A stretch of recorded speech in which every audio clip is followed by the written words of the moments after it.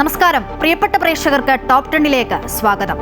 Railway യാത്രാക്കൂലിയിൽ നേരിയ വർധനവ്. യാത്രക്കാർക്ക് അധിക ഭാരമില്ലാതെ റെയിൽവേക്ക് വരുമാനം വർദ്ധിപ്പിക്കുക എന്ന നയമാണ് ഇക്കാര്യത്തിൽ റെയിൽവേ സ്വീകരിച്ചത്.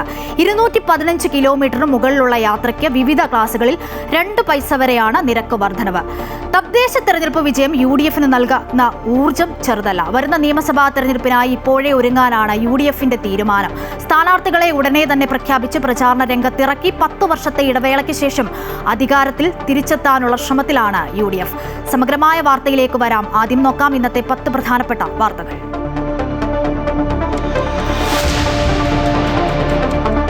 തിരഞ്ഞെടുപ്പ് ബോണ്ട് റദ്ദാക്കിയതിനു ശേഷം രാഷ്ട്രീയ പാർട്ടികൾക്ക് കിട്ടിയ സംഭാവനയുടെ കണക്ക് പുറത്തുവിട്ട് തിരഞ്ഞെടുപ്പ് കമ്മീഷൻ. ട്രസ്റ്റുകൾ വഴി രാഷ്ട്രീയ പാർട്ടികൾക്ക് സംഭാവനയായി ലഭിച്ചത് 3811 കോടി. BJPക്ക് മാത്രം ലഭിച്ചത് 3112 കോടി. കോൺഗ്രസിന് ലഭിച്ചത് 299 കോടി രൂപയെന്നും കണക്കുകൾ.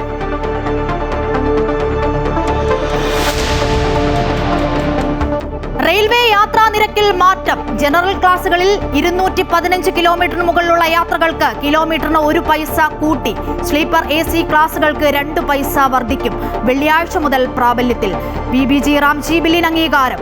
125 തൊഴിൽ ദിനം ഉറപ്പു നൽകുന്ന പുതിയ ബില്ലിൽ രാഷ്ട്രപതി ഒപ്പുവെച്ചു.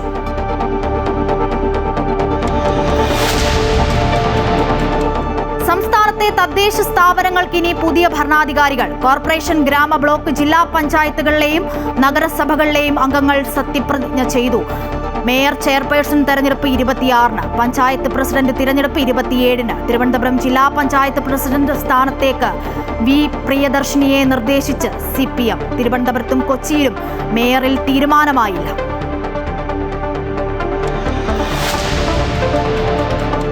നിയമസഭാ തെരഞ്ഞെടുപ്പിന് ഒരു പടി മുന്നേ കളത്തിലിറങ്ങാൻ UDF. സീറ്റ് വിഭജനവും സ്ഥാനാർത്ഥി നിർണയവും നേരത്തെയാക്കാൻ നീക്കം. നിയമസഭാ മണ്ഡലങ്ങളെ 3ആയി തരംതിരിച്ച് തന്ത്രം ആവിഷ്കരിക്കും. UDF യോഗം നാളെ കൊച്ചിയിൽ.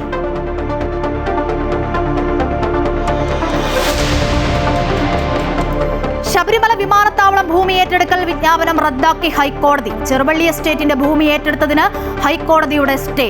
നടപടി ആവശ്യത്തിൽ കൂടുതൽ ഭൂമി ഏറ്റെടുത്തെന്ന പരാതിയിൽ കൈവശമുള്ള ആകെ ഭൂമിയുടെ അളവ് അറിയിക്കാൻ കോടതി നിർദ്ദേശം.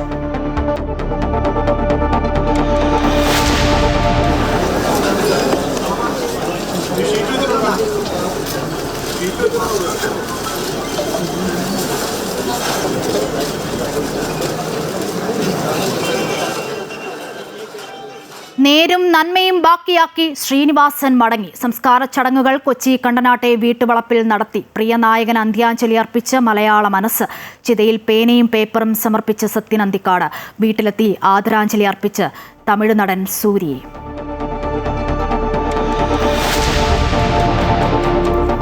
വയനാട്ടിൽ നരഭോജി കടുവ വീണ്ടും ജനവാസ മേഖലയിൽ. കടുവയെ കണ്ടത് മാടപ്പള്ളിക്കുന്ന് ഉന്നതിക്ക് സമീപം. കടുവ അവശ നിലയിൽ. വനം വകുപ്പിന്റെ ഡാറ്റാബേസിലുള്ള കടുവയല്ലെന്ന് വിശദീകരണം. സ്ഥലത്ത് ക്യാമ്പ് ചെയ്ത് പോലീസും വനം വകുപ്പും. പുൽപ്പള്ളിയിൽ കടുവ ആക്രമണത്തിൽ മരിച്ച ആദിവാസിയുടെ മൃതദേഹം പോസ്റ്റ്മോർട്ടം ചെയ്തു. തീരുമാനം ധനസഹായം നൽകുമെന്ന ADMന്റെ ഉറപ്പിനു പിന്നാലെ.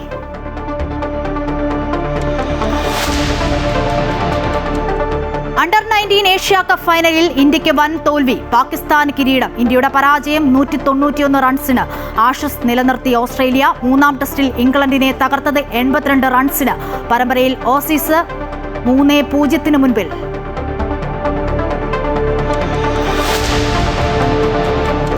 ബംഗ്ലാദേശിൽ ആഭ്യന്തര കലാപവും രാഷ്ട്രീയ അസ്ഥിരതയും തുടരുന്നു. ഉസ്മാൻ ഖാദിയുടെ ഘാതകരെ അറസ്റ്റ് ചെയ്യണമെന്നാവശ്യപ്പെട്ട് ഇന്ത്യ വിരുദ്ധ മുദ്രാവാക്യം ഉയർത്തി വൻ പ്രതിഷേധം. അക്രമികളിൽ ചിലർ ഇന്ത്യയിലേക്ക് കടന്നതായി സൂചന. അതിർത്തി സംസ്ഥാനങ്ങളിൽ കനത്ത സുരക്ഷ.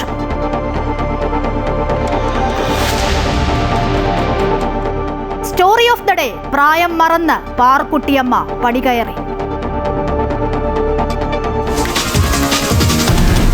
വാർത്തകൾ സമഗ്രമായി വിശദമായി നോക്കാം. തെരഞ്ഞെടുപ്പ് ബോണ്ട് റദ്ദാക്കിയതിനു ശേഷം രാഷ്ട്രീയ പാർട്ടികൾക്ക് കിട്ടിയ സംഭാവനയുടെ കണക്ക് തിരഞ്ഞെടുപ്പ് കമ്മീഷൻ പുറത്തുവിട്ടു. 3811 കോടി രൂപയാണ് 2024-2025 സാമ്പത്തിക വർഷം ട്രസ്റ്റുകൾ വഴി രാഷ്ട്രീയ പാർട്ടികൾക്ക് സംഭാവനയായി ലഭിച്ചത്. ഇതിൽ 3112 കോടി രൂപയും ലഭിച്ചത് BJPക്കാണ്. 299 കോടി രൂപ മാത്രമാണ് ഈ കാലയളവിൽ കോൺഗ്രസിന് ലഭിച്ചത്. തെരഞ്ഞെടുപ്പ് ബോണ്ട് വഴി രാഷ്ട്രീയ പാർട്ടികൾക്ക് കിട്ടിക്കൊണ്ടിരുന്ന സംഭാവന 2024 സുപ്രീം കോടതി നിർത്തലാക്കിയത്. പിന്നീട് സംഭാവനകൾ ട്രസ്റ്റുകൾ വഴിയാണ് രാഷ്ട്രീയ പാർട്ടികളിലേക്ക് എത്തുന്നത്. ഇതിൽ 2023-24 അപേക്ഷിച്ച് ഇക്കഴിഞ്ഞ സാമ്പത്തിക വർഷം വലിയ വർധനവാണ് രേഖപ്പെടുത്തിയത്. രാജ്യത്തെ 9 രാഷ്ട്രീയ ട്രസ്റ്റുകൾ എല്ലാ പാർട്ടികൾക്കുമായി സംഭാവന നൽകിയത് 3811.37 കോടി രൂപയാണ്. അതിൽ 82% തുക ലഭിച്ചത് BJPക്കാണ്. 3112.5 കോടി രൂപയാണ് രാഷ്ട്രീയ ട്രസ്റ്റുകൾ BJPക്ക് സംഭാവന നൽകിയത്. 19 ട്രസ്റ്റുകളാണ് തെരഞ്ഞെടുപ്പ് കമ്മീഷനിൽ രജിസ്റ്റർ ചെയ്തിട്ടുള്ളത്. ഇതിൽ 13 എണ്ണമാണ് കമ്മീഷന് കണക്ക് നൽകിയത്. കണക്ക് പുറത്തു വന്നിട്ടുള്ളത് 9 എണ്ണത്തിന്റെ മാത്രവും. 2023-24 സാമ്പത്തിക വർഷത്തെ 1218 കോടിയിൽ നിന്നാണ് ഒരു വർഷത്തിനിടയിൽ വലിയ വർധനവ് ഉണ്ടായത്. പ്രുഡന്റ് ഇലക്ട്രൽ ട്രസ്റ്റ് മാത്രം BJPക്ക് നൽകിയത് 2180.71 കോടി രൂപയാണ്. ട്രസ്റ്റ് വഴി കോൺഗ്രസിന് കിട്ടിയത് 21.63 കോടി രൂപയും. പ്രോഗ്രസീവ് ഇലക്ട്രൽ ട്രസ്റ്റ് നൽകിയത് 757.62 കോടി രൂപയും. ന്യൂ ഡെമോക്രാറ്റിക് ട്രസ്റ്റ് 150 കോടിയും കേന്ദ്രം ഭരിക്കുന്ന പ്രധാന പാർട്ടിക്ക് നൽകി. കോൺഗ്രസിന് രാഷ്ട്രീയ ട്രസ്റ്റുകൾ വഴി ലഭിച്ചത് 298.77 കോടി രൂപയാണ്. മറ്റു രാഷ്ട്രീയ പാർട്ടികൾക്ക് ലഭിച്ച സംഭാവന 400 കോടി രൂപയും. പ്രുഡന്റ് ഇലക്ട്രൽ ട്രസ്റ്റിന് സംഭാവന നൽകിയത് ജിൻഡാൽ സ്റ്റീൽ, മേഘ എഞ്ചിനീയറിംഗ് കമ്പനി, അരബിന്ദോ ഫാർമ ഉൾപ്പെടെയാണ്. രാഷ്ട്രീയ ട്രസ്റ്റുകളല്ലാതെ വ്യക്തികളും കമ്പനികളും നൽകിയ സംഭാവനയിലും BJP തന്നെയാണ് മുന്നിൽ. മറ്റു പാർട്ടികൾക്ക് എല്ലാം കൂടി കോൺഗ്രസിനേക്കാൾ കൂടുതൽ സംഭാവന ലഭിച്ചിട്ടുണ്ട്. AAP, TDP, TMC എന്നിവയ്ക്കാണ് ചെറു പാർട്ടികളിൽ കൂടുതൽ സംഭാവന ലഭിച്ചത്. അമൃത ന്യൂസ്, ന്യൂഡൽഹി.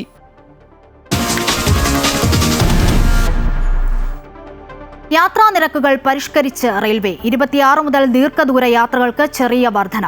215 കിലോമീറ്റർ കൂടുതലുള്ള ജനറൽ ക്ലാസ് യാത്രയ്ക്ക് കിലോമീറ്ററിന് 1 പൈസയാണ് വർദ്ധിപ്പിച്ചത്. സ്ലീപ്പർ AC ക്ലാസുകൾക്ക് 2 പൈസ കൂട്ടി. പുതുക്കിയ നിരക്കുകൾ നിലവിൽ വരുന്നതോടെ നോൺ AC അല്ലെങ്കിൽ AC കോച്ചുകളിൽ 500 കിലോമീറ്റർ സഞ്ചരിക്കാൻ 10 രൂപ അധികമായി നൽകേണ്ടി വരും. യാത്രക്കാർക്ക് താങ്ങാനാകുന്ന നിരക്കിൽ സേവനം ഉറപ്പാക്കിക്കൊണ്ട് റെയിൽവേയുടെ സാമ്പത്തിക ഭദ്രത നിലനിർത്താനാണ് ഈ നീക്കമെന്ന് അധികൃതർ വ്യക്തമാക്കുന്നു. സാധാരണക്കാരായ യാത്രക്കാരെയും കുറഞ്ഞ വരുമാനക്കാരെയും പ്രതികൂലമായി ബാധിക്കാത്ത വിധത്തിലാണ് നിരക്കിൽ മാറ്റം വരുത്തുന്നത്. അതേസമയം റെയിൽവേയുടെ വരുമാനത്തിൽ മോശമല്ലാത്ത രീതിയിൽ വർധനവുമുണ്ടാകും. പുതിയ ടിക്കറ്റ് ഘടനാ പ്രകാരം 215 കിലോമീറ്ററിൽ കൂടുതലുള്ള ജനറൽ ക്ലാസ് യാത്രയ്ക്ക് കിലോമീറ്ററിന് 1 പൈസയാണ് വർദ്ധിച്ചത്. സ്ലീപ്പർ AC ക്ലാസുകൾക്ക് 2 പൈസ കൂട്ടി. പുതിയ നിരക്കുകൾ നിലവിൽ വരുന്നതോടെ നോൺ AC അല്ലെങ്കിൽ AC കോച്ചുകളിൽ 500 കിലോമീറ്റർ സഞ്ചരിക്കാൻ 10 രൂപ അധികമായി നൽകേണ്ടി വരും. അതേസമയം സബർബൻ സീസൺ ടിക്കറ്റുകളുടെ നിരക്ക് വർദ്ധിപ്പിച്ചിട്ടില്ല. ഇടത്തരം വരുമാനമുള്ള വിഭാഗത്തിന് താങ്ങാനാവുന്ന നിരക്കാണിത്. നിലവിൽ ജീവനക്കാരുടെ ശമ്പള ഇനത്തിൽ മാത്രമുള്ള ചെലവ് 1,15,000 കോടി രൂപയായും പെൻഷൻ ചെലവ് 60,000 കോടി രൂപയായും വർദ്ധിച്ചിട്ടുണ്ടെന്ന് റെയിൽവേ പറയുന്നു. പുതിയ പരിഷ്കാരങ്ങൾ ഡിസംബർ 26 മുതൽ പ്രാബല്യത്തിൽ വരും. News desk, Amrita news. Viksit Bharat guarantee for Rozgar and Ajeevika mission Gramin ബില്ലിന് രാഷ്ട്രപതിയുടെ അംഗീകാരം. മഹാത്മാഗാന്ധി തൊഴിലുറപ്പ് പദ്ധതി നിയമത്തിന് പകരമാണ് വികസിത ഭാരത് റാംജി നിയമം നടപ്പിലാകുന്നത്. 125 തൊഴിൽ ദിനം ഉറപ്പു നൽകുന്നതാണ് VBG റാംജി നിയമം. ഇക്കഴിഞ്ഞ ശൈത്യകാല സമ്മേളനത്തിലാണ് ബില്ല് പാർലമെന്റ് പാസ്സാക്കിയത്. പ്രതിപക്ഷ പ്രതിഷേധം മറികടന്ന് ഇരുസഭകളിലും ശബ്ദ വോട്ടോടുകൂടിയാണ് ബിൽ പാസ്സാക്കിയത്. പുതിയ നിയമപ്രകാരം തൊഴിലുറപ്പ് പദ്ധതിയുടെ വേതനം 60% കേന്ദ്രവും 40% സംസ്ഥാനവുമാണ് വഹിക്കേണ്ടത്.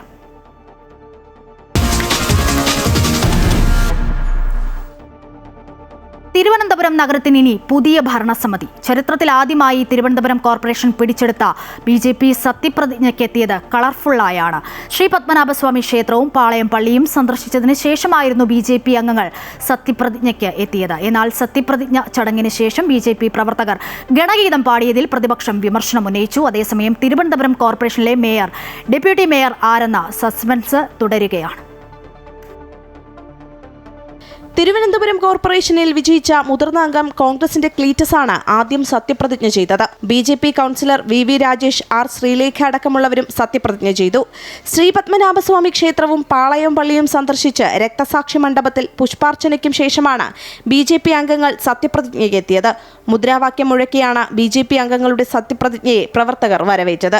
തിരുവനന്തപുരം മുനിസിപ്പൽ കോർപ്പറേഷനിലെ കൗൺസിലറായി തിരഞ്ഞെടുക്കപ്പെട്ട R ശ്രീലേഖ എന്ന ഞാൻ നിയമാനുസരണം നടപ്പാക്കിയ ഇന്ത്യൻ ഭരണഘടനയോട് യഥാർത്ഥമായ വിശ്വാസവും കൂറും പുലർത്തുമെന്നും ഭരണഘടന കയ്യിലേന്തിയാണ് കവടിയാർ കൗൺസിലർ KS ശബരിനാഥനും മറ്റ് കോൺഗ്രസ് അംഗങ്ങളും സത്യപ്രതിജ്ഞ ചെയ്തത്. അഡ്വക്കേറ്റ് KS ശബരിനാഥൻ എന്ന ഞാൻ നിയമാനുസരണം നടപ്പാക്കിയ ഇന്ത്യൻ ഭരണഘടനയോട് യഥാർത്ഥമായുള്ള വിശ്വാസവും കൂറും പുലർത്തുമെന്നും ഭയാശങ്കയോ മമതയോ വാത്സല്യമോ. വൈഷ്ണ സുരേഷ് എന്ന ഞാൻ നിയമാനുസരണം നടപ്പാക്കിയ ഇന്ത്യൻ ഭരണഘടനയോട് യഥാർത്ഥമായ വിശ്വാസവും കൂറും പുലർത്തുമെന്നും. LDF അംഗങ്ങളുടെ സത്യപ്രതിജ്ഞ മുദ്രാവാക്യം വിളികളോടെയാണ് പ്രവർത്തകർ സ്വാഗതം ചെയ്തത്. സത്യപ്രതിജ്ഞയ്ക്ക് ശേഷം BJP പ്രവർത്തകർ ഗണഗീതവും പാടി.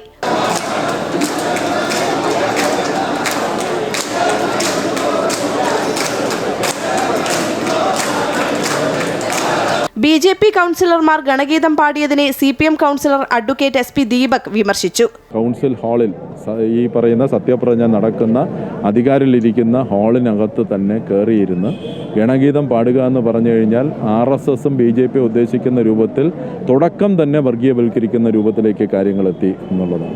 തിരുവനന്തപുരം കോർപ്പറേഷനിലെ മേയർ, ഡെപ്യൂട്ടി മേയർ തിരഞ്ഞെടുപ്പ് 26-ന് നടക്കും. അമൃത ന്യൂസ്, തിരുവനന്തപുരം. കൊല്ലം കോർപ്പറേഷനിലേക്ക് തിരഞ്ഞെടുക്കപ്പെട്ട കൗൺസിൽ അംഗങ്ങളുടെ സത്യപ്രതിജ്ഞ നടന്നു. QAC മൈതാനിയിൽ പ്രത്യേകമായി ഒരുക്കിയ വേദിയിലായിരുന്നു കൊല്ലം കോർപ്പറേഷനിലെ 56 അംഗങ്ങളുടെ സത്യപ്രതിജ്ഞ നടന്നത്.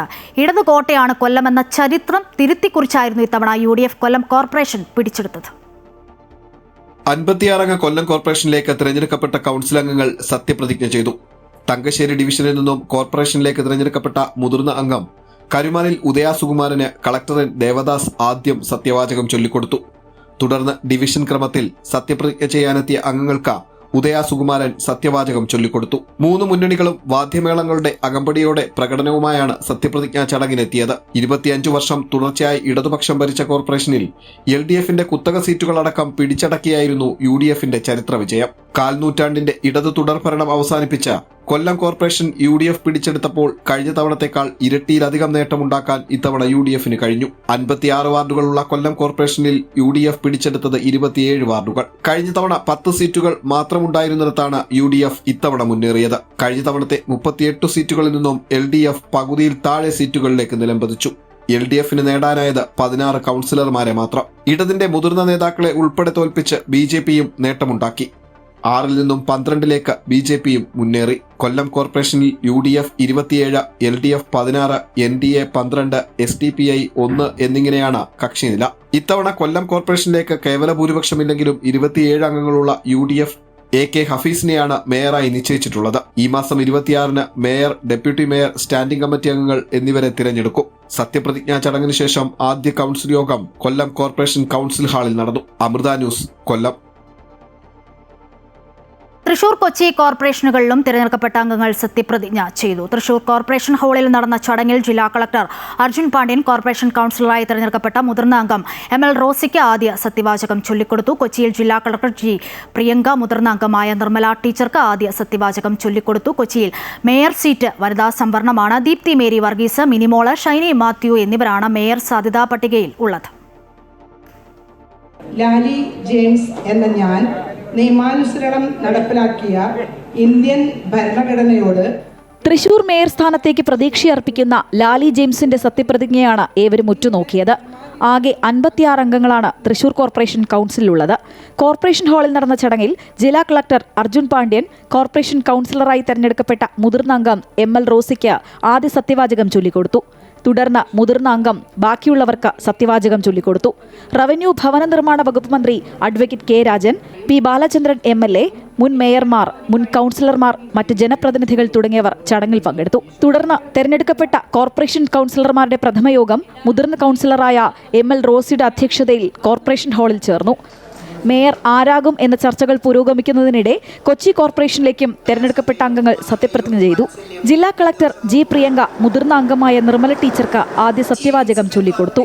UDF 46, LDF 22, BJP 6, സ്വതന്ത്രനും കോൺഗ്രസ് വിമതനുമടക്കം 2 പേർ എന്നിങ്ങനെയാണ് കോർപ്പറേഷനിലെ കക്ഷിനില. മേയർ സ്ഥാനത്തേക്ക് വനിതാ സംവരണമാണ്. ദീപ്തി മേരി വർഗീസ്, മിനിമോൾ, ഷൈനി മാത്യു എന്നിവരാണ് മേയർ സാധ്യതാ പട്ടികയിലുള്ളത്. മുസ്ലിം ലീഗ് ഡെപ്യൂട്ടി മേയർ പദവിക്ക് അവകാശവാദം ഉന്നയിച്ചിട്ടുണ്ട്. 26-ാം തീയതി മേയർ, ഡെപ്യൂട്ടി മേയർ എന്നിവരെ തീരുമാനിക്കും. അമൃത ന്യൂസ്, തൃശൂർ. കണ്ണൂർ കോഴിക്കോട് കോർപ്പറേഷനുകളിലെ കൗൺസിൽ അംഗങ്ങൾ സത്യപ്രതിജ്ഞ ചെയ്ത് അധികാരമേറ്റു. കണ്ണൂർ കോർപ്പറേഷനിലെ 56 ഡിവിഷനിൽ നിന്നുമുള്ള അംഗങ്ങളും കോഴിക്കോട് കോർപ്പറേഷനിലെ 76 ഡിവിഷനിൽ നിന്നുമുള്ള അംഗങ്ങളുമാണ് സത്യപ്രതിജ്ഞ ചെയ്ത് അധികാരം ഏറ്റെടുത്തത്. സ്റ്റേഡിയം കോർണറിൽ പ്രത്യേകം തയ്യാറാക്കിയ വേദിയിലായിരുന്നു കണ്ണൂർ കോർപ്പറേഷന്റെ സത്യപ്രതിജ്ഞ. അതത് രാഷ്ട്രീയ പാർട്ടികളുടെ പ്രതിനിധികൾ അവരുടെ ഓഫീസിൽ നിന്ന് പ്രകടനമായാണ് സത്യപ്രതിജ്ഞാ വേദിയിലേക്ക് എത്തിയത്.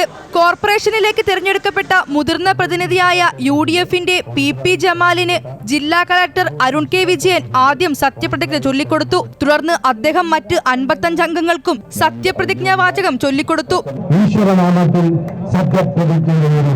അബ്ദുറഹിമാൻ സാഹിബ് മെമ്മോറിയൽ ജൂബിലി ഹാളിലാണ് കോഴിക്കോട് കോർപ്പറേഷനിലെ സത്യപ്രതിജ്ഞ നടന്നത്.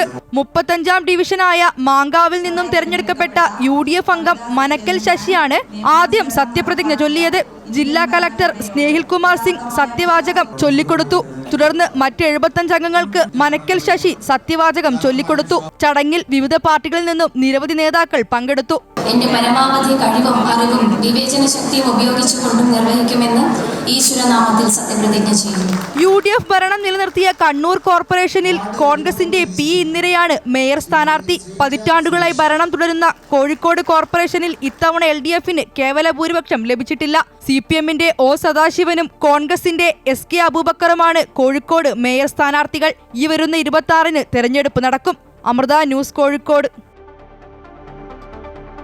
എന്നാൽ തദ്ദേശ തിരഞ്ഞെടുപ്പ് ഫലം പുറത്തു വന്നതിന് പിന്നാലെ കോഴിക്കോട്ടെ കോൺഗ്രസിൽ തമ്മിലടി തുടങ്ങിയിട്ടുണ്ട്. കോർപ്പറേഷനിലെ പാളയം വാർഡിലെ കോൺഗ്രസ് സ്ഥാനാർത്ഥിയുടെ പരാജയമാണ് പ്രാദേശിക പ്രശ്നങ്ങൾക്ക് കാരണം. 73 വോട്ടുകൾക്കാണ് UDF സ്ഥാനാർത്ഥി അൻവറ തെക്കോത്ത് പരാജയപ്പെട്ടത്. 1273 വോട്ടുകൾ നേടി LDFന്റെ അഡ്വക്കേറ്റ് സാറ ജാഫറാണ് കോഴിക്കോട് കോർപ്പറേഷനിലെ പാളയം വാർഡിൽ വിജയിച്ചത്. ജയം കണക്കുകൂട്ടിയിരുന്ന പ്രാദേശിക കോൺഗ്രസ് നേതൃത്വത്തിന് ഇത് വലിയ തിരിച്ചടിയായിരുന്നു. സ്ഥാനാർത്ഥി നിർണയത്തിലടക്കമുള്ള തർക്കങ്ങൾ, പ്രദേശത്തെ കോൺഗ്രസ് നേതാക്കൾ തമ്മിലുള്ള പ്രശ്നങ്ങൾ തുടങ്ങിയ പ്രശ്നങ്ങളാണ് UDF സ്ഥാനാർത്ഥി അൻവറ തെക്കേടത്തിന്റെ പരാജയത്തിനു കാരണമെന്നാണ് ഒരു വിഭാഗം കോൺഗ്രസ് പ്രവർത്തകരുടെ ആരോപണം. ഇതുമായി ബന്ധപ്പെട്ടുള്ള തർക്കങ്ങളുടെ വാട്സപ്പ് ഓഡിയോ സന്ദേശങ്ങളും പുറത്തു വന്നിട്ടുണ്ട്. പുതിയറ കോൺഗ്രസ് മണ്ഡലം പ്രസിഡന്റിനെ തല്ലിയാൽ തിരിച്ചടി ഉണ്ടാകുമെന്നടക്കമുള്ള സന്ദേശങ്ങളാണ് പുറത്തു വന്നത്. ഏതെങ്കിലും 4 ചേടകൾ പറയണ കേട്ടിട്ട് പുതിയാറ മണ്ഡലം പ്രസിഡന്റിനെ തല്ലാനൊക്കെ ഇങ്ങോട്ട് പോന്നിക്കണമെങ്കിൽ പ്രസിഡന്റിന്റെ അടുത്ത് എത്തണം എന്നുണ്ടെങ്കിൽ തുടരണം എന്നുണ്ടെങ്കിൽ കുറെ എണ്ണത്തിനെ തല്ലി തോപ്പിക്കേണ്ടി വരും. അതിന് താക്കത്തിന്റെ മാത്രം കാക്കന്റെ മോനെ ഇറങ്ങിയാൽ മതി കേട്ടോ. ഏതെങ്കിലും 4 ചേടകളെ വർത്താനം പറഞ്ഞു കേട്ടിട്ട് അതിനും കൂടി പോരണ്ട. പഴയ ഫോമൊന്നല്ല, മനസ്സിലാക്കിക്കൊണ്ടിട്ടോ. ജനങ്ങളിലേക്ക് ഇറങ്ങാതെ വെള്ളയും ചുളിയാതെ സാമൂഹ്യ മാധ്യമങ്ങൾ വഴി മാത്രം പ്രചരണം നടത്തിയാൽ ഇതാകും അവസ്ഥയെന്നും ശബ്ദ സന്ദേശത്തിൽ പറയുന്നു. അമൃത ന്യൂസ്, കോഴിക്കോട്.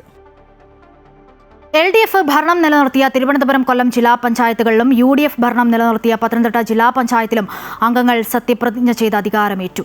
തിരുവനന്തപുരം ജില്ലാ പഞ്ചായത്തിൽ പ്രസിഡന്റായി പ്രിയദർശിനിയെ തീരുമാനിച്ചിട്ടുണ്ട്. CPM തിരുവനന്തപുരം ജില്ലാ സെക്രട്ടേറിയറ്റിലാണ് തീരുമാനം. വൈസ് പ്രസിഡന്റായി BP മുരളിയെ തിരഞ്ഞെടുത്തു. കൊല്ലം പഞ്ചായത്ത് പ്രസിഡന്റ് സ്ഥാനത്തേക്കുള്ള തെരഞ്ഞെടുപ്പ് 26-നും പത്തനംതിട്ടയിൽ 27-നും നടക്കും. തിരുവനന്തപുരം ജില്ലാ പഞ്ചായത്തിൽ നടന്ന സത്യപ്രതിജ്ഞാ ചടങ്ങിൽ നേതാക്കളും ജനപ്രതിനിധികളും അടങ്ങിയ വലിയ നിര തന്നെ ഉണ്ടായിരുന്നു. ജില്ലാ പഞ്ചായത്ത് വരണാധികാരിയും ജില്ലാ കളക്ടറുമായ അനുകുമാരി നാവായിക്കുളം ഡിവിഷനിൽ നിന്ന് വിജയിച്ച മുതിർന്ന അംഗം BP മുരളിക്ക് സത്യവാചകം ചൊല്ലിക്കൊടുത്തു. തുടർന്ന് 27 ഡിവിഷനുകളിലെ തെരഞ്ഞെടുക്കപ്പെട്ട ജനപ്രതിനിധികൾ അധികാരമേറ്റു. തിരുവനന്തപുരം ജില്ലാ പഞ്ചായത്ത് V പ്രിയദർശിനിയെ പ്രസിഡന്റായി തിരഞ്ഞെടുത്തു. CPM തിരുവനന്തപുരം ജില്ലാ സെക്രട്ടേറിയറ്റിലാണ് തീരുമാനം. കല്ലമ്പലം ഡിവിഷനിൽ നിന്നുള്ള അംഗമാണ് Priyadarshini. CPIM Varkala area committee അംഗവുമാണ്. വൈസ് പ്രസിഡന്റായി PB മുരളിയെ തെരഞ്ഞെടുത്തു. തിരുവനന്തപുരം ജില്ലാ പഞ്ചായത്തിൽ 15 ഡിവിഷനിൽ LDFും 13 ഡിവിഷനിൽ UDFുമാണ് വിജയിച്ചത്. കൊല്ലം ജില്ലാ പഞ്ചായത്തിലേക്ക് പുതിയതായി തെരഞ്ഞെടുക്കപ്പെട്ട 27 അംഗങ്ങൾ സത്യപ്രതിജ്ഞ ചെയ്തു. ജില്ലാ പഞ്ചായത്തിലെ ജയൻ സ്മാരക ഹാളിൽ നടന്ന ചടങ്ങിൽ മുതിർന്ന അംഗവും കരവാളൂർ ഡിവിഷനിലെ പ്രതിനിധിയുമായ സരോജാദേവിക്ക് ജില്ലാ തെരഞ്ഞെടുപ്പ് ഉദ്യോഗസ്ഥനായ ജില്ലാ കളക്ടർ N ദേവിദാസ് സത്യവാചകം ചൊല്ലിക്കൊടുത്തു. തുടർന്ന് മറ്റ് അംഗങ്ങളും സത്യപ്രതിജ്ഞ ചെയ്തു. ജില്ലാ പഞ്ചായത്ത് പ്രതിനിധികളുടെ പ്രഥമ യോഗവും ചേർന്നു. പഞ്ചായത്ത് പ്രസിഡന്റ്, വൈസ് പ്രസിഡന്റ് തെരഞ്ഞെടുപ്പ് 26-ന് നടക്കും. ജില്ലാ പഞ്ചായത്ത് ഡിവിഷനിൽ LDF 17ഉം UDF 10ഉം സീറ്റുകളാണ് നേടിയത്. പത്തനംതിട്ടയിൽ ജില്ലാ തെരഞ്ഞെടുപ്പ് ഉദ്യോഗസ്ഥനായ കളക്ടർ എസ് പ്രേംകൃഷ്ണൻ മുതിർന്ന അംഗമായ സാം ഈപ്പന് സത്യപ്രതിജ്ഞ ചൊല്ലിക്കൊടുത്തു. സാം ഈപ്പൻ തെരഞ്ഞെടുക്കപ്പെട്ട മറ്റു ജില്ലാ പഞ്ചായത്ത് അംഗങ്ങൾക്ക് സത്യപ്രതിജ്ഞ ചൊല്ലിക്കൊടുത്തു. തുടർന്ന് ജില്ലാ പഞ്ചായത്ത് അംഗങ്ങളുടെ ആദ്യ യോഗവും ചേർന്നു. പത്തനംതിട്ട ജില്ലാ പഞ്ചായത്ത് പ്രസിഡന്റ്, വൈസ് പ്രസിഡന്റ് സ്ഥാനങ്ങളിലേക്കുള്ള തിരഞ്ഞെടുപ്പ് ഡിസംബർ 27 നടക്കും. 12 ഡിവിഷനുകളിൽ UDFും LDF 5 ഇടങ്ങളിലും വിജയം നേടി. വിവിധ ബ്യൂറോകളുടെ സഹായത്തോടെ അമൃത ന്യൂസ്, തിരുവനന്തപുരം. മധ്യ കേരളത്തിലെ ജില്ലകളിൽ ജില്ലാ പഞ്ചായത്ത് അംഗങ്ങൾ സത്യപ്രതിജ്ഞ ചെയ്ത് അധികാരമേറ്റു. ജില്ലാ കളക്ടർമാർ മുതിർന്ന അംഗങ്ങൾക്ക് സത്യവാചകം ചൊല്ലിക്കൊടുത്തു. തുടർന്ന് അംഗങ്ങളുടെ ആദ്യ യോഗം നടന്നു. ഈ മാസം 27 ജില്ലാ പഞ്ചായത്ത് പ്രസിഡന്റുമാരെ തിരഞ്ഞെടുക്കുക. എറണാകുളം ജില്ലാ പഞ്ചായത്തിലേക്ക് തിരഞ്ഞെടുക്കപ്പെട്ട മുതിർന്ന അംഗമായ ആലങ്ങാട് ഡിവിഷൻ പ്രതിനിധി സിൻഡ ജേക്കബിന് ഭരണാധികാരിയും ജില്ലാ ഇലക്ഷൻ ഓഫീസറുമായ ജില്ലാ കളക്ടർ G. പ്രിയങ്ക സത്യവാചകം ചൊല്ലിക്കൊടുത്തു. മെമ്പറായി തിരഞ്ഞെടുക്കപ്പെട്ട സിൻഡ ജേക്കബ് എന്ന ഞാൻ നിയമാനുസരണം നടപ്പാക്കിയ ഇന്ത്യൻ ഭരണഘടനയോട് യഥാർത്ഥമായ വിശ്വാസവും കൂറും പുലർത്തുമെന്നും സിൻഡ ജേക്കബ് മറ്റംഗങ്ങൾക്ക് പ്രതിജ്ഞ ചൊല്ലിക്കൊടുത്തു. തുടർന്ന് അംഗങ്ങൾ സത്യപ്രതിജ്ഞ രജിസ്റ്ററിലും കക്ഷിബന്ധ രജിസ്റ്ററിലും ഒപ്പിട്ടു. സിൻഡ ജേക്കബിന്റെ അധ്യക്ഷതയിൽ ആദ്യ യോഗം ചേർന്നു. തൃശൂർ ജില്ലാ പഞ്ചായത്തിലേക്ക് തെരഞ്ഞെടുക്കപ്പെട്ട 30 അംഗങ്ങളാണ് സത്യപ്രതിജ്ഞ ചെയ്തത്. ജില്ലാ ആസൂത്രണ ഭവൻ ഹാളിൽ നടന്ന ചടങ്ങിൽ ജില്ലാ കളക്ടർ അർജുൻ പാണ്ഡ്യൻ മുതിർന്ന അംഗം മേരി തോമസിന് സത്യവാചകം ചൊല്ലിക്കൊടുത്തു. സത്യപ്രതിജ്ഞാ ചടങ്ങിൽ 7 പേർ ഈശ്വരനാമത്തിലും ഒരംഗം ദൈവനാമത്തിലും ഒരാൾ അല്ലാഹുവിന്റെ നാമത്തിലും സത്യപ്രതിജ്ഞ ചെയ്തു. 21 അംഗങ്ങൾ ദൃഢപ്രതിജ്ഞ നടത്തി. ആലപ്പുഴയിൽ 24 പേരാണ് സത്യപ്രതിജ്ഞ ചൊല്ലി ചുമതലയേറ്റത്. ജില്ലാ കളക്ടർ അലക്സ് വർഗീസ് മുതിർന്ന അംഗമായ മനക്കോടം ഡിവിഷനിലെ ജെയിംസ് ചിങ്കുതറയ്ക്ക് സത്യവാചകം ചൊല്ലിക്കൊടുത്തു. 24 ഡിവിഷനിൽ 16 ഡിവിഷൻ LDFും 6 ഡിവിഷൻ UDFുമാണ് വിജയിച്ചത്.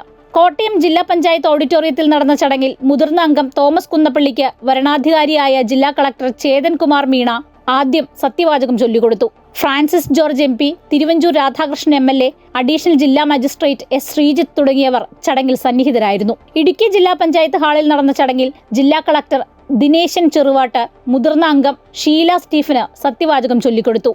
വിവിധ ബ്യൂറോകൾക്കൊപ്പം അമൃത ന്യൂസ്, കൊച്ചി. കാസർഗോഡ്, കണ്ണൂർ, കോഴിക്കോട്, വയനാട്, മലപ്പുറം ജില്ലകളിലെ തദ്ദേശ സ്ഥാപനങ്ങളിലേക്ക് തിരഞ്ഞെടുക്കപ്പെട്ട അംഗങ്ങൾ സത്യപ്രതിജ്ഞ ചെയ്ത് അധികാരമേറ്റെടുത്തു. ജില്ലകളിലെ കളക്ടർമാർ മുതിർന്ന ജില്ലാ പഞ്ചായത്ത് അംഗങ്ങൾക്ക് സത്യവാചകം ചൊല്ലിക്കൊടുത്തു. കാസർഗോഡ് ജില്ലാ പഞ്ചായത്ത്, 6 ബ്ലോക്ക് പഞ്ചായത്തുകൾ, കാഞ്ഞങ്ങാട്, കാസർഗോഡ്, നീലേശ്വരം നഗരസഭകൾ, 38 ഗ്രാമപഞ്ചായത്തുകൾ എന്നിവിടങ്ങളിലേക്ക് തെരഞ്ഞെടുക്കപ്പെട്ട ജനപ്രതിനിധികൾ സത്യപ്രതിജ്ഞ ചെയ്ത് അധികാരമേറ്റെടുത്തു. ജില്ലാ കളക്ടർ ഇമ്പശേഖർ മുതിർന്ന പഞ്ചായത്ത് അംഗമായ രാമപ്പ മഞ്ചേശ്വരത്തിന് സത്യപ്രതിജ്ഞ ചൊല്ലിക്കൊടുത്തു. തുടർന്ന് രാമപ്പ മറ്റംഗങ്ങൾക്കും സത്യപ്രതിജ്ഞ ചൊല്ലിക്കൊടുത്തു. കണ്ണൂരിൽ 71 ഗ്രാമപഞ്ചായത്തുകളിലെയും 11 ബ്ലോക്ക് പഞ്ചായത്തുകളിലെയും 8 നഗരസഭകളിലെയും ജില്ലാ പഞ്ചായത്തിലെയും അംഗങ്ങളും സത്യപ്രതിജ്ഞ ചെയ്ത് സ്ഥാനമേറ്റെടുത്തു. മുതിർന്ന ജില്ലാ പഞ്ചായത്ത് അംഗം SKP സക്രിയയ്ക്ക് വരണാധികാരിയായ ജില്ലാ കളക്ടർ അരുൺ K. വിജയൻ സത്യവാചകം ചൊല്ലിക്കൊടുത്തു. കണ്ണൂരിൽ ക്രിമിനൽ കേസുകളിൽ ശിക്ഷിക്കപ്പെട്ട് ജയിലിൽ കഴിയുന്ന BJP CPM കൗൺസിലർമാർ സത്യപ്രതിജ്ഞ ചെയ്തില്ല.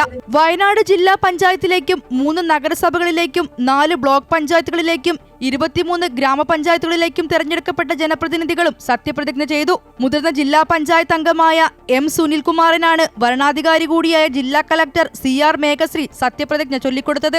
കോഴിക്കോട് ജില്ലയിലെ 70 ഗ്രാമപഞ്ചായത്തുകളിലെയും 12 ബ്ലോക്ക് പഞ്ചായത്തുകളിലെയും 7 നഗരസഭകളിലെയും ജില്ലാ പഞ്ചായത്തിലെയും അംഗങ്ങളാണ് സത്യപ്രതിജ്ഞ ചൊല്ലി അധികാരമേറ്റെടുത്തത്.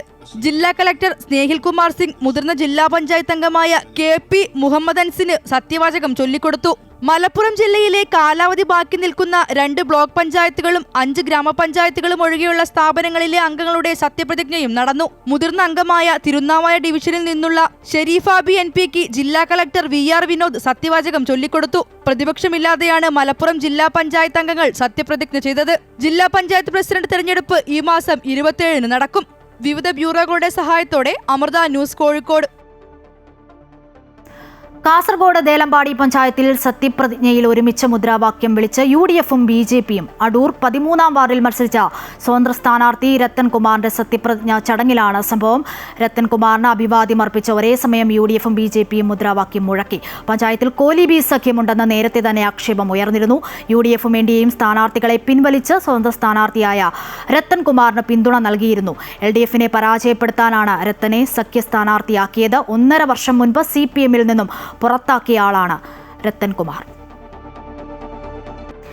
നിയമസഭാ തെരഞ്ഞെടുപ്പിന് ഒരു മുഴം മുൻപേ കളം പിടിക്കാൻ ഒരുങ്ങുകയാണ് UDF. തിരഞ്ഞെടുപ്പ് ഒരുക്കം നേരത്തെ തുടങ്ങിയതിന് മുന്നോടിയായി നാളെ കൊച്ചിയിൽ മുന്നണി യോഗം ചേരും. നിയമസഭാ തെരഞ്ഞെടുപ്പിൽ മുന്നോട്ട് വെക്കേണ്ട രാഷ്ട്രീയ വിഷയങ്ങളും ചർച്ച ചെയ്യും. നിയമസഭാ മണ്ഡലങ്ങളെ 3ആയി തരംതിരിച്ച് തിരഞ്ഞെടുപ്പ് തന്ത്രം ആവിഷ്കരിക്കാനാണ് മുന്നണിയുടെ തീരുമാനം. കഴിഞ്ഞ തദ്ദേശ തെരഞ്ഞെടുപ്പിലെ വിജയം വലിയ ഊർജവും ആത്മവിശ്വാസവുമാണ് UDFന് നൽകുന്നത്. തദ്ദേശ തിരഞ്ഞെടുപ്പ് വിജയം നൽകിയ ഊർജ്ജത്തിൽ നിയമസഭാ തെരഞ്ഞെടുപ്പിനെ നേരിടാൻ നേരത്തെ തന്നെ ഒരുങ്ങുകയാണ് UDF. തദ്ദേശ തെരഞ്ഞെടുപ്പിന് ശേഷം ചേരുന്ന ആദ്യ യോഗമാണ് നാളെ നടക്കാനിരിക്കുന്നത്. സീറ്റ് വിഭജനവും സ്ഥാനാർത്ഥി നിർണയവും വൈകുന്നത് തിരിച്ചടിയാകുമെന്ന വിലയിരുത്തലിലാണ് ഇത്തരം നടപടികൾ എത്രയും വേഗം പൂർത്തിയാക്കാൻ മുന്നണി തീരുമാനം. തദ്ദേശ തെരഞ്ഞെടുപ്പിലുണ്ടായ മുന്നേറ്റം നിയമസഭയിലും ആവർത്തിക്കാനായി നേരത്തെ പ്രചാരണ രംഗത്ത് സജീവമാകാനാണ് മുന്നണി ഒരുങ്ങുന്നത്. നിയമസഭാ മണ്ഡലങ്ങളെ 3ആയി തരംതിരിച്ച് പ്രത്യേക തെരഞ്ഞെടുപ്പ് തന്ത്രങ്ങൾ ആവിഷ്കരിക്കാനാണ് UDFന്റെ പദ്ധതി.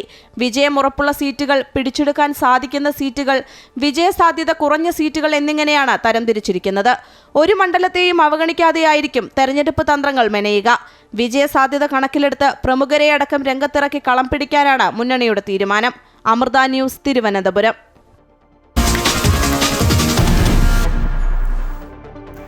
സംസ്ഥാന സർക്കാരിന് തിരിച്ചടി. ശബരിമല എയർപോർട്ടിന് ചെറുവള്ളി എസ്റ്റേറ്റിന്റെ ഭൂമി ഏറ്റെടുത്തതിന് ഹൈക്കോടതിയുടെ സ്റ്റേ. ആവശ്യത്തിൽ കൂടുതൽ ഭൂമി ഏറ്റെടുത്തെന്ന പരാതിയിലാണ് ഹൈക്കോടതിയുടെ ഉത്തരവ്. ഭൂമി ഏറ്റെടുക്കാനുള്ള സർക്കാരിന്റെ വിജ്ഞാപനം റദ്ദാക്കി. പദ്ധതിക്ക് ആവശ്യമായ ഏറ്റവും കുറഞ്ഞ ഭൂമി നിശ്ചയിക്കുന്നതിൽ സർക്കാർ പരാജയപ്പെട്ടെന്ന് ഹൈക്കോടതി നിരീക്ഷിച്ചു. ചെറുവള്ളി എസ്റ്റേറ്റിലെ 2263 ഏക്കർ ഉൾപ്പെടെ ആകെ 2570 ഏക്കർ ഭൂമി ഏറ്റെടുക്കാനായിരുന്നു സർക്കാർ അനുമതി നൽകിയിരുന്നത്. ഈ നടപടി ചോദ്യം ചെയ്ത് ഗോസ്പൽ ഏഷ്യ എന്ന സംഘടന ഹൈക്കോടതിയെ സമീപിക്കുകയായിരുന്നു. ഈ ഹർജിയിലാണ് ഹൈക്കോടതി ജഡ്ജി ജസ്റ്റിസ് C. ജയചന്ദ്രൻ അധ്യക്ഷനായ സിംഗിൾ ബെഞ്ചിന്റെ നടപടി. വിമാനത്താവള പദ്ധതിക്ക് ഇത്രയധികം ഭൂമി ആവശ്യമാണെന്ന് ശാസ്ത്രീയമായി തെളിയിക്കാൻ സർക്കാരിന് സാധിച്ചില്ലെന്ന് കോടതി നിരീക്ഷിച്ചു. വലിയ വിമാനങ്ങൾ ഇറങ്ങുന്ന വിമാനത്താവളങ്ങൾക്ക് പോലും 1200 ഏക്കർ ഭൂമി മതിയാകുമെന്നാണ് എയർപോർട്ട് അതോറിറ്റി ഓഫ് ഇന്ത്യയുടെ കണക്കുകൾ വ്യക്തമാക്കുന്നത്. 2013 ഭൂമി ഏറ്റെടുക്കൽ നിയമപ്രകാരം ഒരു പദ്ധതിക്കായി ഭൂമി ഏറ്റെടുക്കുമ്പോൾ അത് ആ പദ്ധതിക്ക് ആവശ്യമുള്ള ഏറ്റവും കുറഞ്ഞ അളവ് മാത്രമായിരിക്കണം. എന്നാൽ ഇത്രയും വലിയ വിസ്തൃതിയിൽ ഭൂമി ഏറ്റെടുക്കുന്നത് എന്തിനാണെന്ന് വ്യക്തമാക്കാൻ സാമൂഹിക ആഘാത പഠനത്തിനോ വിദഗ്ധ സമിതിക്കോ കഴിഞ്ഞിട്ടില്ലെന്നും കോടതി ചൂണ്ടിക്കാട്ടി. ഭാവി വികസനത്തിനായി ഇത്രയും ഭൂമി ആവശ്യമാണെന്ന സർക്കാരിന്റെ വാദവും കോടതി തള്ളിക്കളഞ്ഞു. News desk, Amrita news. ലോക കേരള സഭയ്ക്കെതിരെ പ്രതിപക്ഷം നിരന്തരം ആക്ഷേപങ്ങൾ ഉന്നയിക്കുന്നതിനിടെ ലോക കേരള സഭ 5ാം പതിപ്പ് ജനുവരിയിൽ നടത്താൻ സർക്കാർ 29, 30, 31 തീയതികളിൽ തിരുവനന്തപുരത്ത് നടത്താനാണ് സർക്കാരിന്റെ തീരുമാനം. ജനുവരി 29 നിശാഗന്ധിയിൽ മുഖ്യമന്ത്രി ഉദ്ഘാടനം ചെയ്യും. കഴിഞ്ഞ തവണ ലോക കേരള സഭയ്ക്ക് ചിലവാക്കിയത് 10 കോടി രൂപയാണ്. സംസ്ഥാനം കടുത്ത സാമ്പത്തിക പ്രതിസന്ധി നേരിടുമ്പോഴാണ് ഇത്രയും കോടി മുടക്കി ലോക കേരള സഭ നടത്തുന്നത് എന്നത് വിമർശനമാണ് പ്രതിപക്ഷം ഉന്നയിക്കുന്നത്. ജനുവരി 29, 30, 31 തീയതികളിൽ ലോക കേരള സഭ സംഘടിപ്പിക്കാനാണ് സർക്കാർ തീരുമാനം. 29 തിരുവനന്തപുരം നിശാഗന്ധിയിൽ മുഖ്യമന്ത്രി 5ാം പതിപ്പിന്റെ ഉദ്ഘാടനം നിർവഹിക്കും. 30, 31 തീയതികളിൽ നിയമസഭ ശങ്കരനാരായണൻ തമ്പി ഹാളിലാണ് സമ്മേളന പരിപാടികൾ. 2ാം പിണറായി സർക്കാരിന്റെ കാലത്തെ അവസാന ലോക കേരള സഭയാണിത്. പ്രതിപക്ഷ എതിർപ്പോടെയാണ് കഴിഞ്ഞ 4 ലോക കേരള സഭാ സമ്മേളനങ്ങളും സർക്കാർ നടത്തിയത്. നിയമസഭാ സമ്മേളനത്തിന് തൊട്ടു മുന്നേ നടത്തുന്ന 5ാം പതിപ്പും സംസ്ഥാനത്തിന്റെ വികസന കാഴ്ചപ്പാടിലൂന്നി നടത്താനാണ് സർക്കാരിന്റെ തീരുമാനം. 10 കോടിയോളം രൂപയാണ് ചെലവ് പ്രതീക്ഷിക്കുന്നത്. ലോക കേരള സഭ ദൂർത്താണെന്ന പ്രതിപക്ഷ ആരോപണങ്ങൾക്കിടെയാണ് വീണ്ടും പരിപാടിയുമായി സർക്കാർ മുന്നോട്ടു പോകുന്നത്. സംസ്ഥാനം സാമ്പത്തിക പ്രതിസന്ധിയിൽ ബുദ്ധിമുട്ടുന്നതിനിടയിലാണ് കോടികൾ ചിലവിട്ട് ലോക കേരള സഭയുടെ 5ാം പതിപ്പ് നടത്തുന്നത് എന്നാണ് പ്രതിപക്ഷം ഉയർത്തുന്ന വിമർശനം. കഴിഞ്ഞ വർഷം ജൂൺ 14 ലോക കേരള സഭയുടെ 4ാം സമ്മേളനം തിരുവനന്തപുരത്ത് നടന്നത്. അമൃത ന്യൂസ്, തിരുവനന്തപുരം.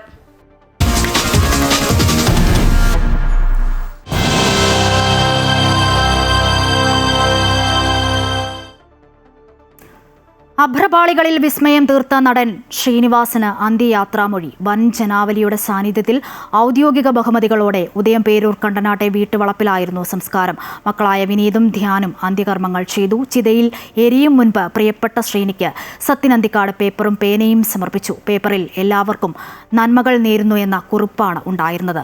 ഏറെ വികാരനിർഭരമായാണ് ശ്രീനിക്ക് പ്രിയപ്പെട്ടവർ വിട ചൊല്ലിയത്.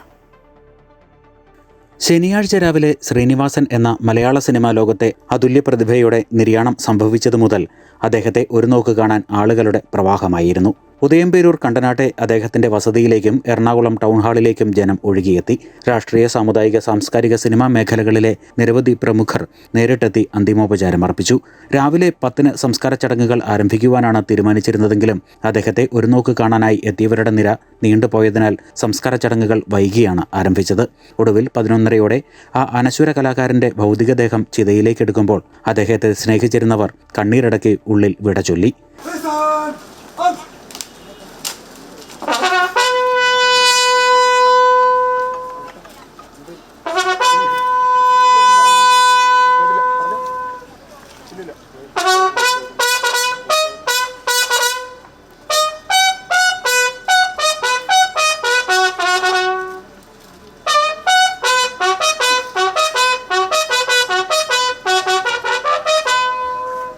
എല്ലാവർക്കും നന്മയുണ്ടാകട്ടെ എന്ന സന്ദേശം എഴുതിയ പേപ്പറും പേനയും തൻ്റെ പ്രിയ സുഹൃത്തിൻ്റെ ചിതയിലേക്ക് സംവിധായകൻ സത്യൻ അന്തിക്കാട് സമർപ്പിച്ചു. തുടർന്ന് മക്കളായ വിനീതും ധ്യാനും ചേർന്ന് ചിതയ്ക്ക് തീ കൊളുത്തി. നടന്മാരായ മുകേഷ്, ദിലീപ്, ടിനി ടോം, രഞ്ജി പണിക്കർ, നിർമ്മാതാവ് സുരേഷ് കുമാർ, മന്ത്രി പി പ്രസാദ്, CPM സംസ്ഥാന സെക്രട്ടറി MV ഗോവിന്ദൻ, CPI സംസ്ഥാന സെക്രട്ടറി ബിനോയ് വിശ്വം തുടങ്ങി നിരവധി പ്രമുഖർ സംസ്കാര ചടങ്ങുകളിൽ പങ്കെടുത്തു. മന്ത്രി കടന്നപ്പള്ളി രാമചന്ദ്രൻ, കോൺഗ്രസ് അഖിലേന്ത്യാ വർക്കിംഗ് കമ്മിറ്റി അംഗം രമേശ് ചെന്നിത്തല, പ്രതിപക്ഷ നേതാവ് VD സതീശൻ, സംവിധായകരായ രാജസേനൻ, ഫാസിൽ, ബ്ലിസി, റോഷൻ ആൻഡ്രൂസ്, നടന്മാരായ ജഗദീഷ്, പൃഥ്വിരാജ്, ലാൽ, കുഞ്ചൻ, ഇന്ദ്രൻസ്, വിനീത്, ബാബു നമ്പൂതിരി, തമിഴ്നാടൻ സൂര്യ, നടിമാരായ പാർവതി തിരുവോത്ത്, നമിത പ്രമോദ്, അൻസിബ ഹസൻ, അമ്മ ഫെഫ്ക സംഘടനകളുടെ ഭാരവാഹികൾ തുടങ്ങിയവരും ശ്രീനിവാസന് ഇന്ന് അന്തിമോപചാരം അർപ്പിക്കാൻ എത്തിയിരുന്നു. സംസ്കാര ചടങ്ങുകൾ കഴിയുന്നതുവരെ കാത്തുനിന്ന വൻ ജനാവലി മലയാളികൾക്ക് ശ്രീനിവാസൻ എന്ന ചലച്ചിത്രകാരനോടുള്ള സ്നേഹത്തിന്റെ തെളിവായി. കഥ പറയുവാൻ ഇനി ശ്രീനിവാസനില്ല. എന്നാൽ അദ്ദേഹം എഴുതിയ കഥകളും തിരക്കഥകളും അവതരിപ്പിച്ച കഥാപാത്രങ്ങളും മലയാളി പ്രേക്ഷക മനസ്സുകളിൽ അനശ്വരങ്ങളായി നിലനിൽക്കുക തന്നെ ചെയ്യും. അമൃത ന്യൂസ്, കൊച്ചി.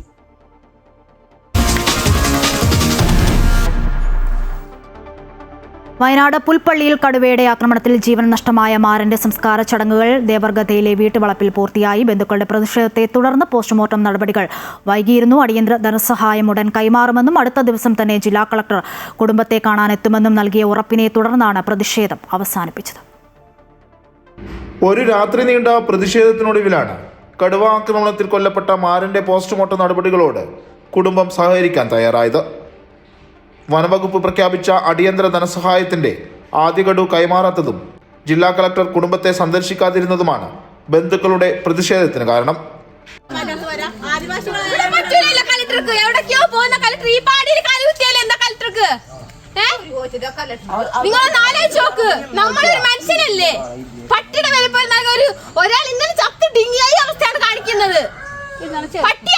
പട്ടിയാണെങ്കിൽ നാട്ടുകാരെ കൂടി ചെല്ലം ചെയ്യത്തില്ലേ?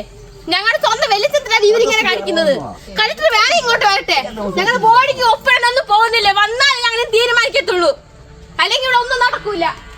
സത്യപ്രതിജ്ഞാ ചടങ്ങുകളിലെ തിരക്കിനെ തുടർന്നാണ് കളക്ടർ ഉൾപ്പെടെയുള്ള ഉന്നത ഉദ്യോഗസ്ഥർക്ക് സംഭവ സ്ഥലത്തെത്താൻ സാധിക്കാതിരുന്നതെന്നാണ് അധികൃതരുടെ വിശദീകരണം. അടുത്ത ദിവസം തന്നെ കളക്ടർ കുടുംബത്തെ സന്ദർശിക്കുമെന്നും അടിയന്തര ധനസഹായം വിതരണം ചെയ്യുമെന്നും ചർച്ചയിൽ ADM ഉറപ്പ് നൽകിയതായി ബന്ധുക്കൾ പറഞ്ഞു. കലക്ടർ സാർ ഇന്ന് വരില്ല, ഇന്ന് കാണണമെന്നാണ് ഉദ്ദേശിച്ചത്. ഇപ്പോൾ 2 ദിവസം കഴിഞ്ഞിട്ട് കലക്ടർ സാർ നേരത്തെ വന്ന് വീട് സന്ദർശിക്കുമെന്ന് പറഞ്ഞു. എന്തൊക്കെ ഉറപ്പ് നിങ്ങൾക്ക് തന്നിട്ടുള്ളത്? ഉറപ്പെന്ന് വെച്ചാൽ ഈ പാർട്ടിയുടെ പൈസ എന്ന് പറഞ്ഞു. ഇപ്പോൾ സ്വന്തമായിട്ട് ഒരു സെൻറ്റ് ഭൂമി പോലും ഇല്ലാത്ത ആളാണ്. ഇപ്പോൾ കലക്ടർ സാർ പറഞ്ഞു അവൾ വീട് വെക്കാനുള്ള സ്ഥലം കണ്ടെത്തി തരുമെന്ന് പറഞ്ഞു.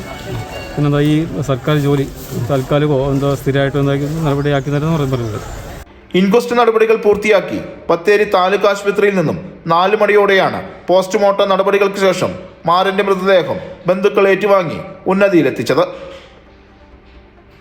അമൃത ന്യൂസ്, വയനാട്.